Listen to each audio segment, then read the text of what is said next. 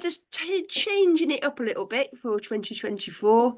We always like to, just have a bit of a play around with the formats and stuff. So PMO HotHouse is all about PMO, bringing you some of the latest news and views and things, and but also doing a little bit of pre-planning so you know exactly what's coming up. So today we have got a new news section.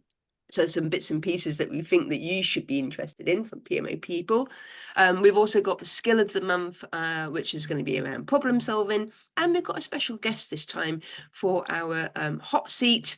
And we'll be looking forward to having a chat with Robert later on with Eileen. So before we get going, let's have a look at the latest.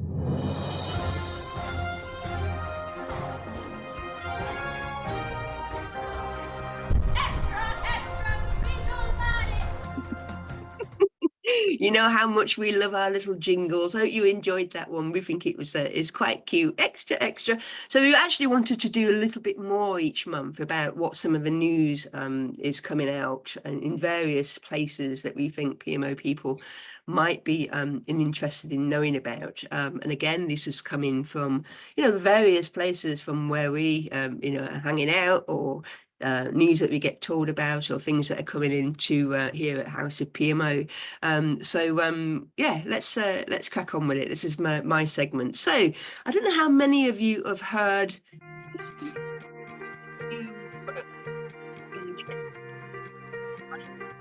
When you and your team achieve your goals, a sense of accomplishment inspires everyone to keep making progress. So it should be easy for you to organize projects, stay on track, and work together. This is the new Microsoft Planner. Simple, collaborative, and powerful. Planner helps everyone effectively manage their work and achieve their goals. It brings all your tasks, plans, and projects across Microsoft 365 in one familiar place. Assisted by next-generation AI, Planner jumpstarts your plans and takes the work out of organizing so you can drive toward results faster. Share and assign tasks, even align them to goals. Manage resources and deliverables, and report on results. Planner is simple. It helps you stay organized. Tasks are easier to find with a view of what needs to be done today. Planner is flexible. Get started quickly, track your work in context, and choose your view and approach, like lists, boards, timelines, and sprints. Planner is scalable. You can manage everything from projects to programs to a full portfolio, and configure it to grow with your needs. Planner is intelligent. It suggests tasks to meet your plan's goals. With simple prompts, you can quickly create plans and reports. From individual to-do lists to team initiatives, the Planner app in Microsoft Teams helps users stay on top of their tasks and plans, so they feel more accomplished every day.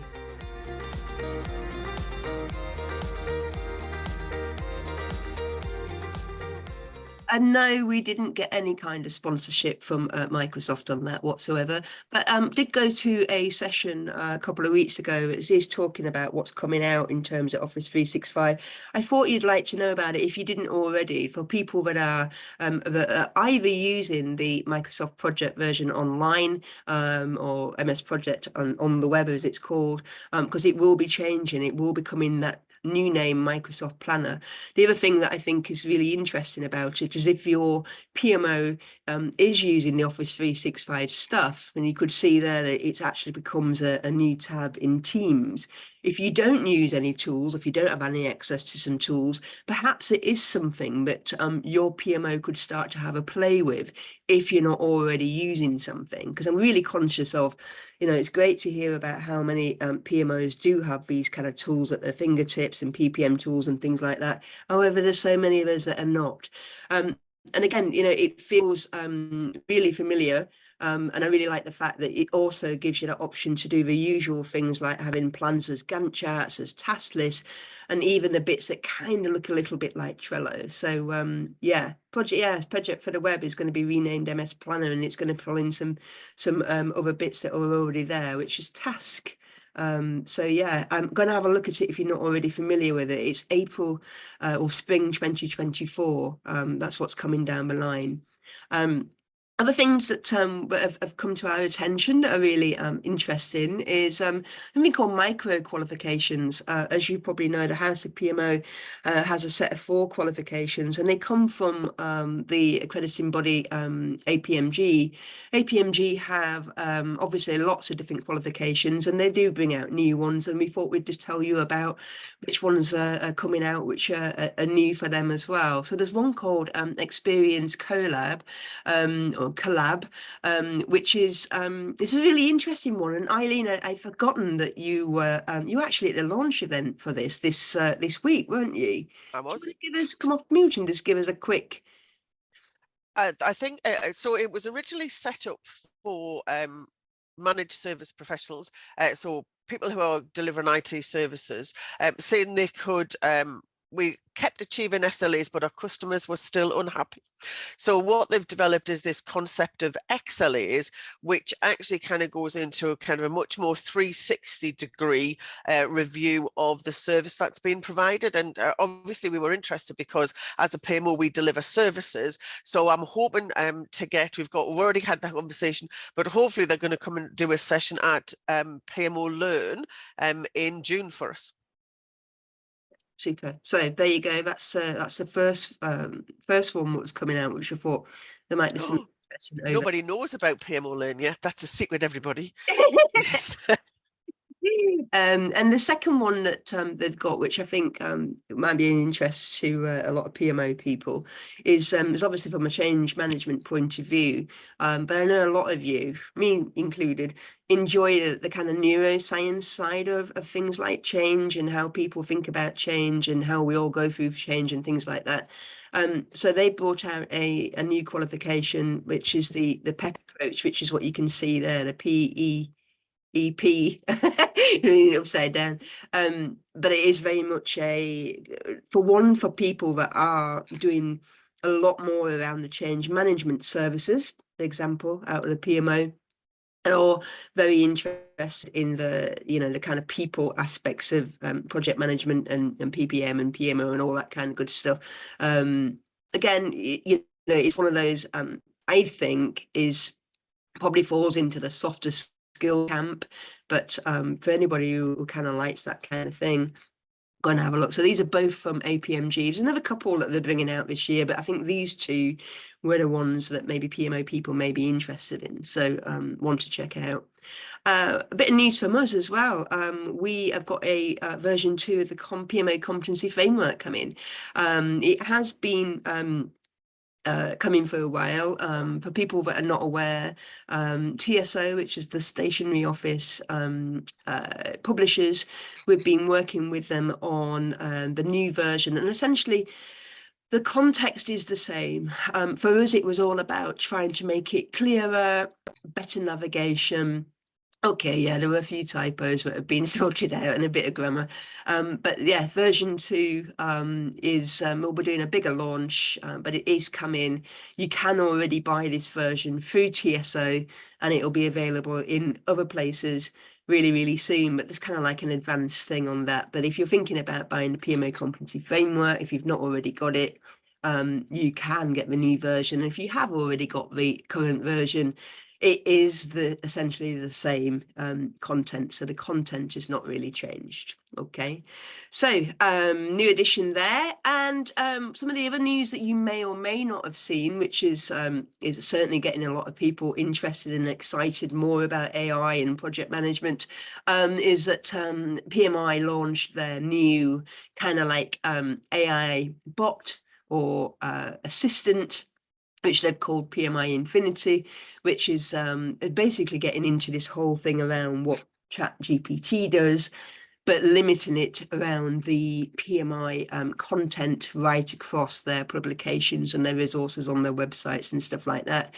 Yes, it will only be available to their members after a certain day, but if you want to go and have a look and play with it to understand a little bit more about, where this kind of what they call learning assistant type technologies go and have a look. Because the other thing as well is that what we've also discovered from is that actually there's quite a few organisations and PMOs that are already utilising this kind of approach to help in terms of their assistant type work, where you're getting asked questions about where can I find this template, how can I find some more detail about this process. Actually, a lot of the more advanced PMOs or organisations are already starting to automate that using this kind of technology as well. So PMI, probably the first in the whole PPM space to be really utilising this Tanner technology. So going to have a play before they kind of shut it down and put it behind the firewall. So other news, this caught my eye, and this is news. You can see published on January the 24th, just some news about the Pentagon, and that they're having a new office. So that's a new PMO, but look at that name, Customer Experience Officer Portfolio Management Office. So there you go. And interestingly, how that is related to the Experience Collab qualification that has just been launched as well. So it's all about experiences and being able to make the Pentagon's own kind of IT operation better for their users right across their organization. And the interesting thing is that is obviously a PMO that goes alongside that to support that. So yeah, interesting, isn't it, how you start to hear one thing and then they say it all the time, don't they? You're thinking about one thing and then suddenly you start to see a lot more of it. There's certainly something in this experience stuff, isn't there? And if you think about it from a PMO point of view, isn't that what we're trying to do in terms of making the experience of working with the PMO or what the PMO is offering our organizations better for the people that are utilizing it and using it? So there you go. So there's a great title in terms of the PMO.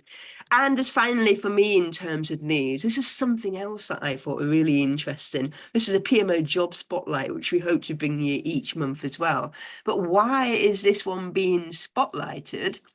So it's been an interesting week for talking about PMOs and project data analytics. If you missed the session that we did earlier on in the week, you'll see that in the newsletter next week, which was sharing some stories from a couple of PMOs that are doing some good stuff with project data analytics in their PMO. And I thought it'd be really interesting. Are there any jobs out there currently being recruited for that don't belong within the project control space, but are specifically asking for that kind of project data analytics experience? And the only one in both LinkedIn jobs and Indeed, which is another big job hunting place on the web, this was the only one. The only one, a PMO administrator level role, where they are explicitly talking about the data aspects and that data analytical side to the role.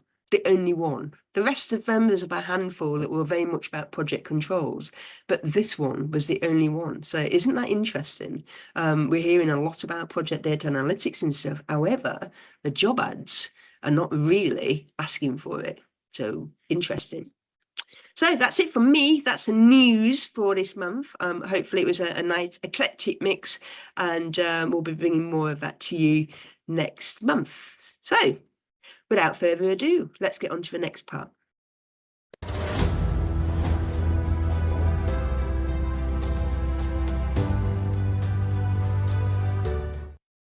So it is hot soft skills. We need to get kind of like this, mixed it up a little bit, because actually it's hot skills. So John, take it away.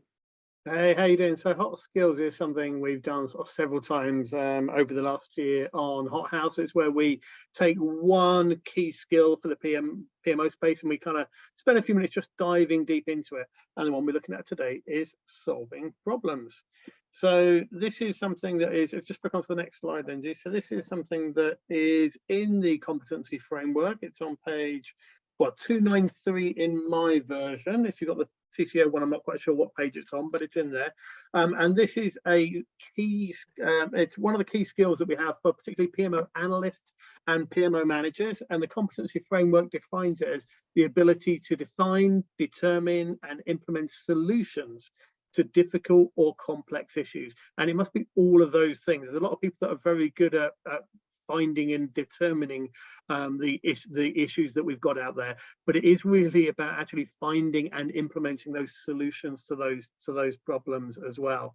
Particularly picking up on the sort of analyst role and the manager role here.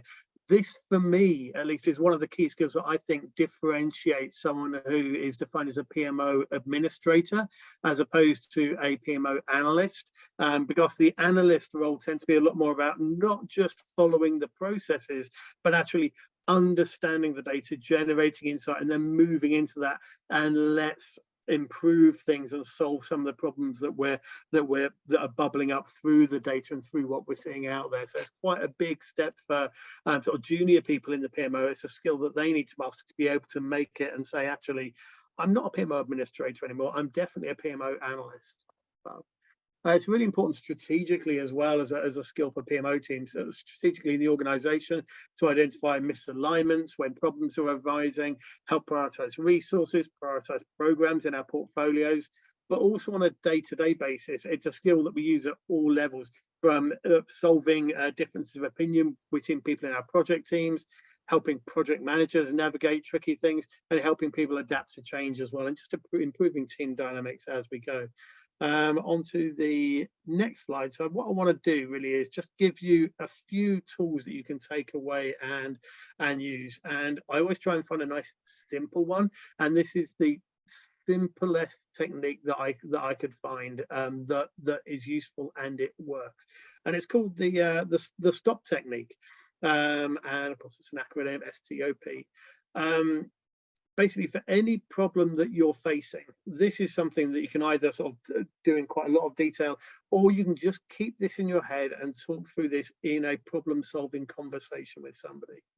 The first one sounds obvious, it's stop and pause, but it's one that we often get wrong. It always feels like if somebody's coming to you with a problem, imagine the situation, right? You've got that conversation, they've grabbed you, they're right in your face, you're feeling the pressure, your fight or flight sort of mode is kind of pounding away. I need to deal with this now urgently. Always take time to pause. Remember that first step of stop. Take a minute, take a breath in, breathe out. Just take even a heartbeat, even a second, even a breath before you actually respond to that. It helps you assess the situation calmly. It helps you get in control of the situation and think about what you actually need to be doing and what time you need. And it avoids you going with a sort of gut impulse response to something that might not always be the right solution. Once we've taken that moment thinking about what the problem is and the potential causes, that's where the analytical thinking comes in, especially for our PMO analysts there, thinking about, well, what you're telling me about a problem, but what actually really is what you're telling me, is that the real problem, or is there something underlying it? It doesn't have to be in depth. Again, this could be something that's a very, very quick process going on in your head during a conversation, thinking about what the underlying issues might be, and then coming up with options, either something that in that short corridor conversation, that's something you're normally doing in your head, but equally you could be bouncing those ideas off somebody else. Someone is coming to you with a problem. I've got a problem. For some reason, nobody can log into our PPM tool today. Pause, think. Okay, so just to clarify, have you spoken to other people outside of our team? Is it just our office? Is understanding, clarifying what the issues might be, thinking about what the potential causes might be there, and then just talking through options. Okay, so maybe you could speak to the IT team, maybe get a message out to people. What would that message look like? Helping people think through and understand what the options are. And then when we're happy, you've got agreement with that person in the corridor, it's then going ahead and proceeding with the most suitable option to move forward with. And the big thing there is taking that decisive action and giving that nice, clear direction and move forward. Like all things, as Eileen's just mentioned in chat, it's a really, really simple process on paper, but actually when you're faced with those challenges, it's a hard one to actually remember. And I personally find the hardest step is that very first one, which is the simplest of all of them, which is just stopping, taking a breath before sort of diving in impulsively on something. A slightly deeper model, if we just move on to the next one, this is called A3 analysis.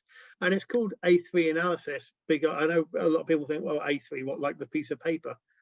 Surprisingly, yes, this actually was named after the piece of paper, the A3 paper size. And the idea was, this comes from sort of lean management, where they wanted to have an A3 sheet that summed up the entire troubleshooting, the problem solving process. you were going through. And this is how it's laid out on your A3 piece of paper, defining the problem, identifying it. And you see here, I'm not going to go through each of these in turn, but there's questions under each of these sections here. So again, what is the problem that we're facing? Are there any particular KPIs that we need to focus on? Is there any historical content that we need to take in when we're trying to focus on what the problem is?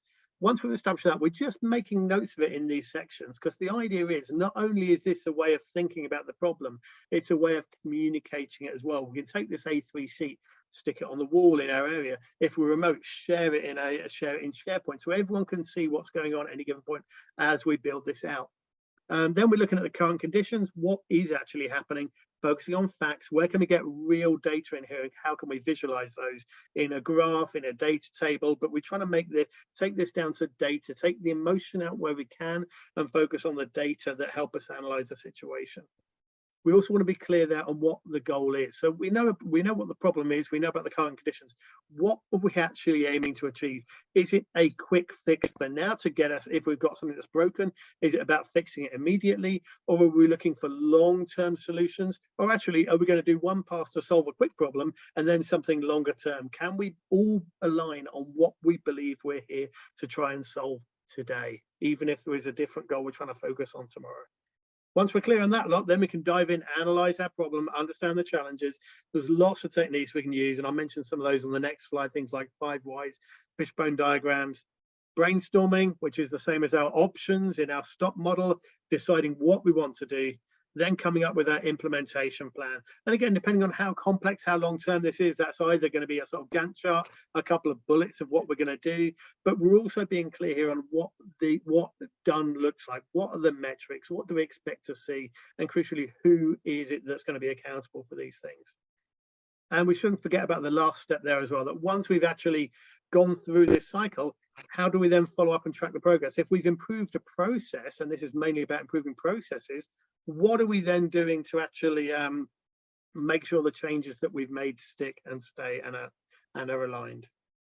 I've got a template for the people that are on the Zoom call. I will share a link to that template in just a second for you.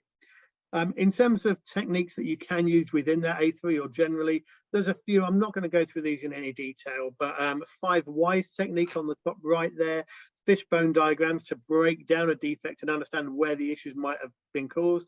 Bottom left there is De Bono's thinking hats. De Bono, bonkers character, but he really championed the sort of parallel thinking, taking everyone through thinking about this, where we're in favor of an idea, where we all disagree with an idea, where we're all external consultants, wearing different hats and thinking about things in the same way at the same time, rather than everybody having a heated argument about things. And the last one, top left there, comes from design thinking, empathy maps.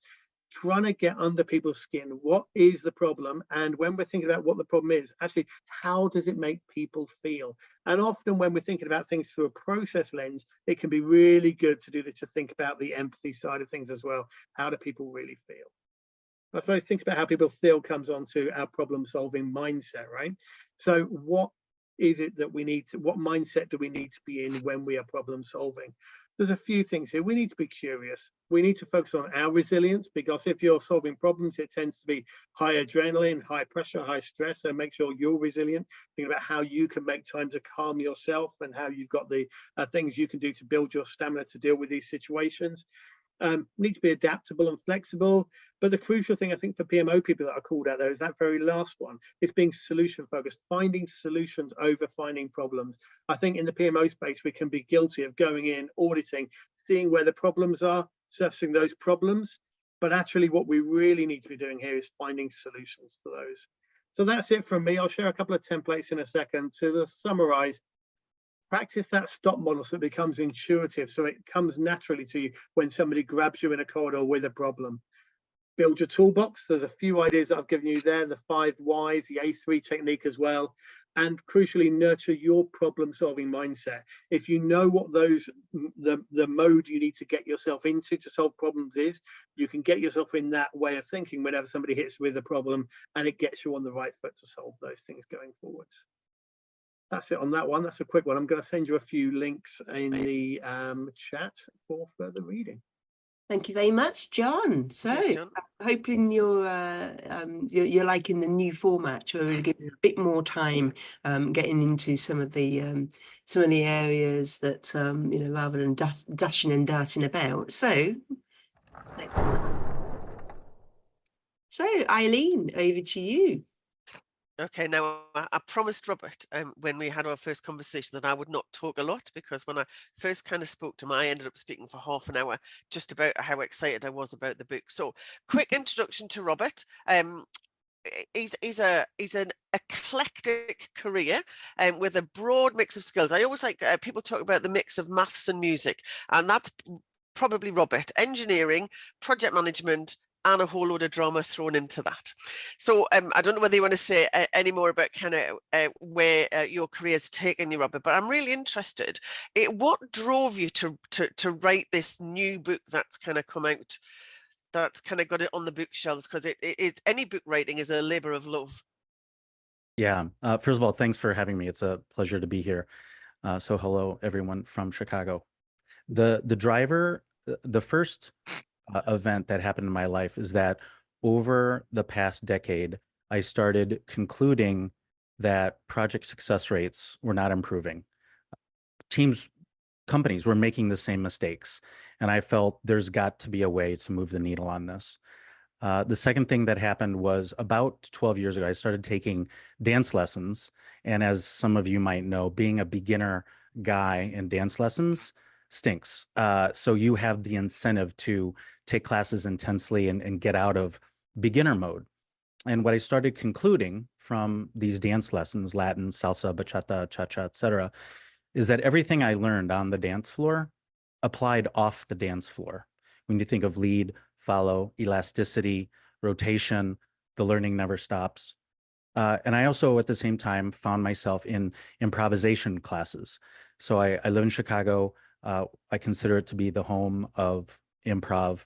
Call out to Viola Spolin, the matriarch of improv. If anyone is not familiar with Viola Spolin, I would encourage you to look her up. And that is the origin of improv. And again, everything I learned in improv applied to my teams. The next thing that drove me to write the book was that I had a couple people close to me pass away in 2017 and 2020, a brother of mine and a good friend. And that, in conjunction with the final driver, was a webinar that I had attended in 2018, led by two 30-something-year-old women who had just finished their first book. And their call to action in this webinar, the webinar itself was entitled, "Do You Have a Book in You?" Subtitled, "You Can't Take It With You." So when we think of our legacy and passing, sometimes we think of money and leaving money behind.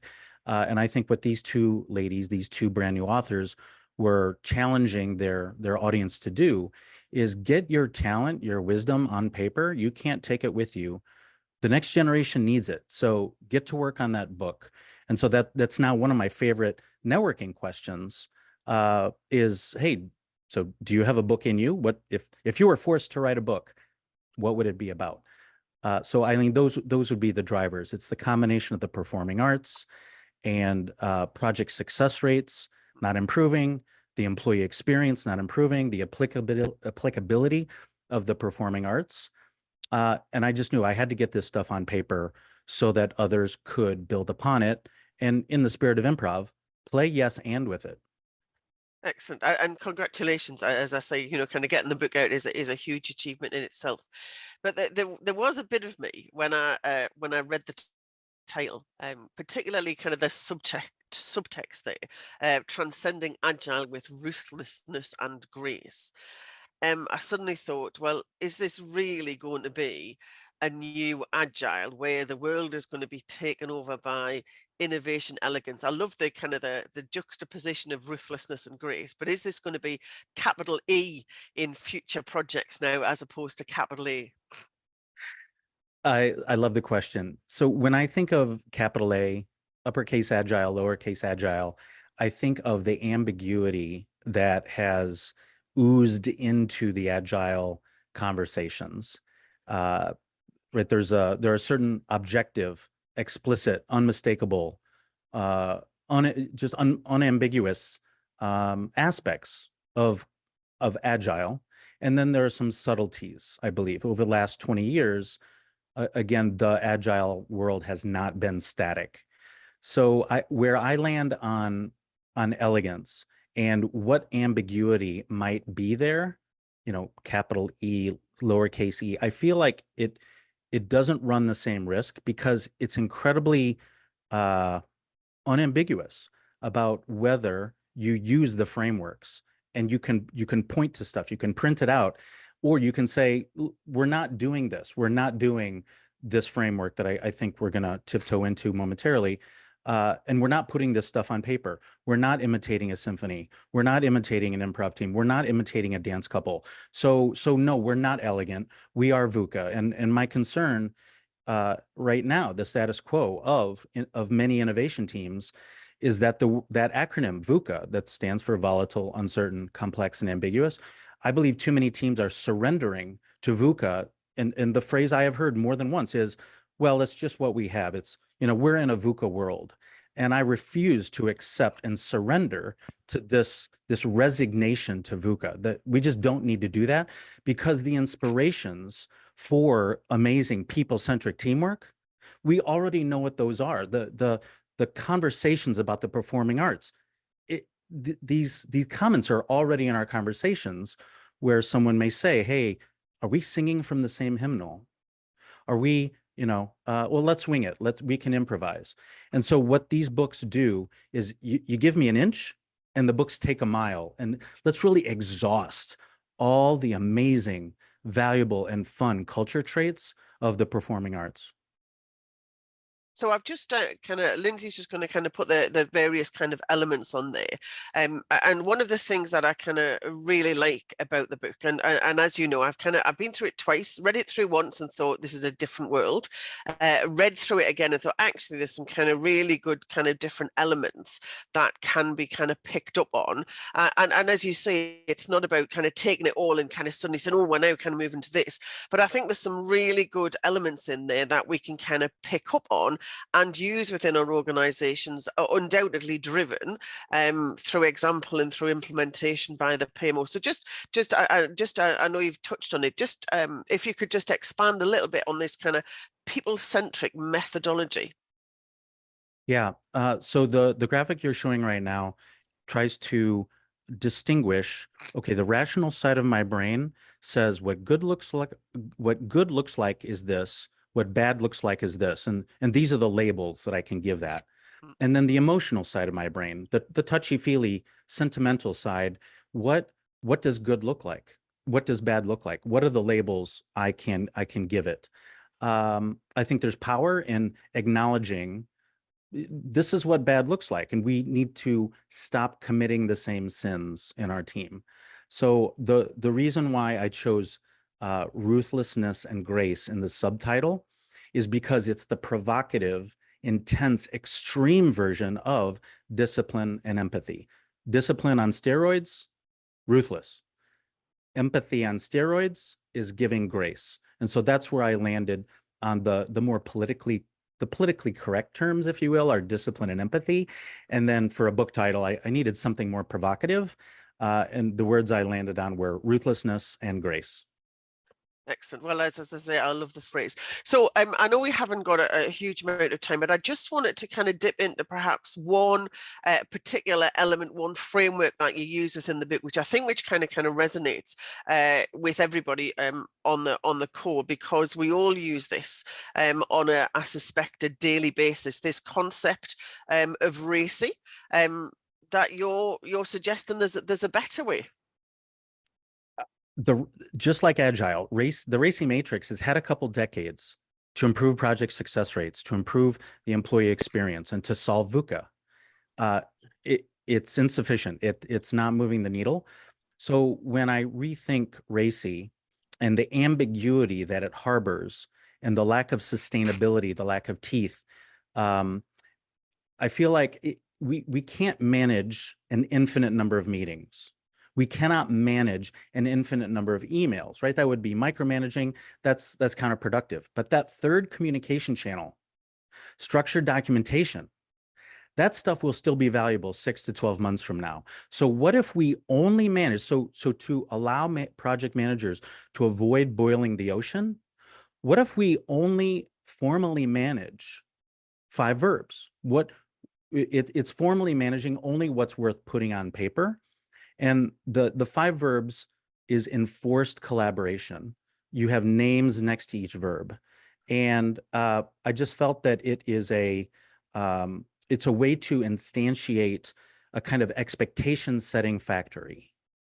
I'll pause there, Eileen. Is that a fair? No, that's fine. I just if we could kind of go on to the next slide, you can kind of just talk about this kind of govern with 5 verbs, which I think is a really interesting way, because often we kind of we have different words for different kind of stages of that documentation, and this makes it kind of quite clear in terms of the stages kind of things go through. And would I be right in thinking there's a kind of there is the opportunity to iterate through these stages as well? Yeah.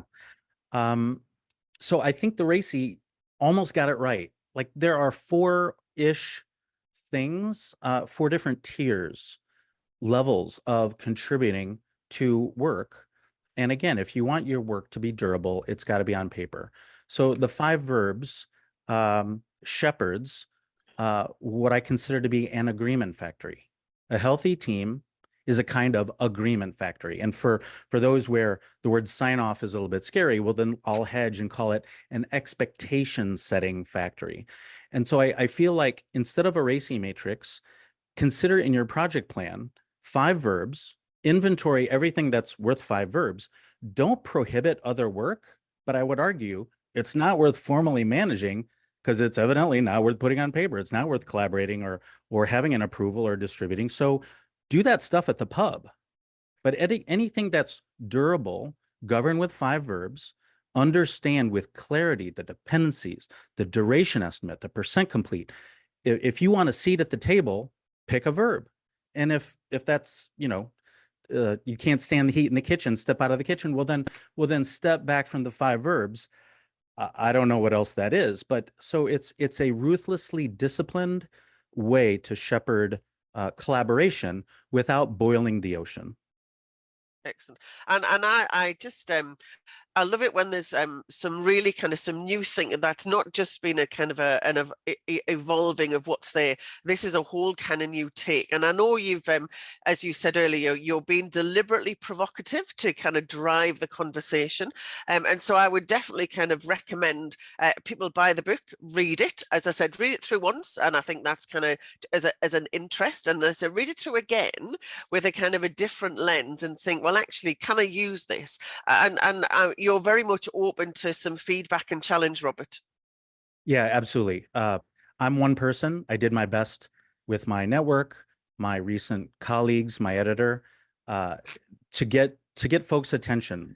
Anyone who's in this audience, to get your attention, I was going to have to come out extremely formally and extremely forcefully so that together we can upgrade, play yes and keep moving the needle, solving. We need to solve VUCA, and I need others' help. Excellent. Thank you very much. So if like me, you kind of really take a shining to Robert, you can see him actually, he's just about to jump off this webinar onto another webinar, and he's going to kind of do an APMG webinar on how to become a project manager, which might be useful for you to share with some of your team. I'm sure you all love being in PMO, but thank you very much, Robert. Really kind of insightful and a whole new different take on a people-centric delivery framework. Thanks for having me, Eileen, Lindsay, and John. Yeah, very fun. Great. Back to you, Lindsay. Well, as I'm going to say, it's back to John, because you've seen his comment. Verbs eat VUCA for breakfast. I like but not too many of them. Well, we're nearly at the end of the session. In fact, we're coming into a kind of wrap up mode. So you've heard about obviously different news and views that are going on, that hopefully you've found some of that interesting and go and have a look. Certainly it seems to be the changes around Microsoft and what's going on there.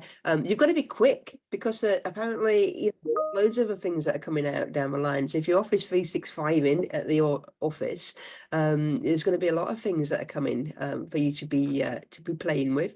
We've obviously heard from John in terms of picking out some of the essentially going forward with House of PMO and PMO HotHouse is looking at the competency framework and pulling out some of those kind of knowledge, skills and behaviours, things that we can do that are kind of like short pieces that means you can go and have a look at some of those things in your own time. And then finally, in the hot seat. So remember, if you know anybody or if you yourself fancy having a sit in the seat, and telling us a little bit more about your PMOs and what you're up to, please do get in touch. It's all about sharing in the community. So in terms of what's coming up for PMO community, in House of PMO, we've got imposter syndrome is going to be a thing this year, I do believe, and we'll have some more information on that, which is related to the PMO conference this year in June. For any of you, or if you know anybody who's working in higher education, we're trying to get that community off the ground and kicking that off in March. We've got key trends coming up as a session. So again, if you've not looked at what the key trends are coming out from House of PMO this year, delve into that session. Again, 10 different things across the hour. And then one by popular demand, not until March though, is about tracking your PMO's performance. And I'd just like to just say that session has come on the back of a member's recommendation that they would like to see something around that subject. So again, so if there's any areas that you feel we need to be looking at, that's what we're all here to do, is to make sure that we're providing the right kind of stuff for you. So Eileen, John, any last words from you before we say goodbye and let people get back to PMOing? No, I'm just going to go and look up the history of improvisation now. That's fascinating. Yeah, just say great challenges. Yet again, I've come out of a Friday lunchtime with another course I want to do, apparently a book I need to write, and some fresh thinking around the vuckiness of the organisations I'm working with. So it's great for me as a presenter here. I'm sure it is for everybody else as well, and I love these sessions. Yeah, okay, thank you very much, and join us next month. We know already that we will be having a look at assurance, and especially if you're joining us from the UK, you can't escape the post office scandal, but we'll be having a look at that from an assurance point of view. It certainly ruffled some feathers in the community, but it's made us think about, I wonder what we could talk about there around assurance. So join us in February, go and check out the events page, and we'll see you soon. Take care. Thanks, everybody. Bye-bye. Okay, bye, everyone.